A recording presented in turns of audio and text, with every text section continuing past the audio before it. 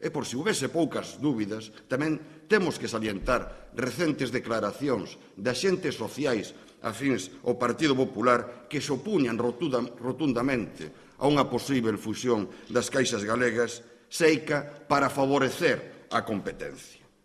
Estas son as razóns que agochan o porqué da actitude de inhibición do presidente da Xunta. Está ao servicio dos diseños do señor Mariano Rajoy e da señora Esperanza Aguirre. Está primando unha operación política ao servicio dos intereses do Partido Popular antes que actuar conforme á defensa dos intereses de Galiza como ten que facer un presidente dun goberno galego. Eu pídovos un momentiño que reparedes nos argumentos que se están suscitando desde os ámbitos da dereita política. En primeiro lugar, a necesidade de manter a existencia de dúas caixas en Galiza para favorecer a competencia.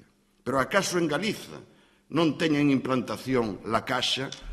Acaso en Galiza non ten implantación Caja Madrid?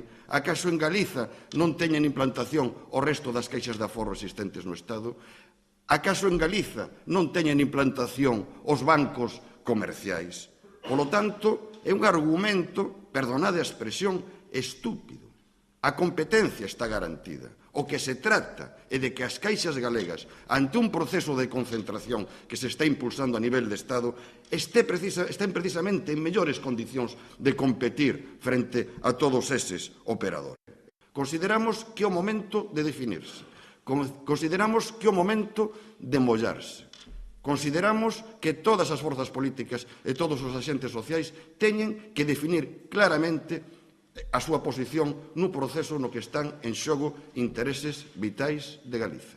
E o Bloque Nacionalista Galego aboga por crear unha única e unha grande caixa galega. Pensamos que nun contexto no que todo se está movendo, nun proceso no que se vai a un escenario xa inevitável de concentración no sector, é fundamental avanzar nese proceso de integración nunha única e grande caixa galega para evitar o perigo de que Galiza fique sen institucións financeiras propias. Por suposto que ten que ser un proceso ordenado. Por suposto que ten que ser un proceso dialogado cos axentes sociais e cos sindicatos en particular. Por suposto que temos que fixarnos o obxectivo de reducir no máximo posible os custes de emprego. Pero este é o proceso que Galiza necesita.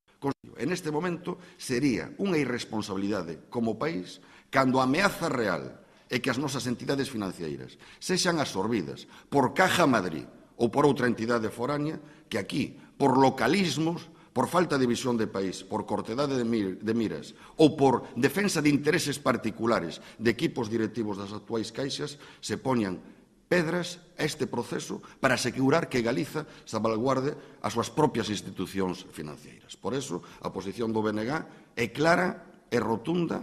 Estamos a favor de avanzar, de dar pasos de cara a crear unha única grande caixa galega e emprazamos o resto das forzas políticas e das xentes sociais a que tamén se definan ao respecto.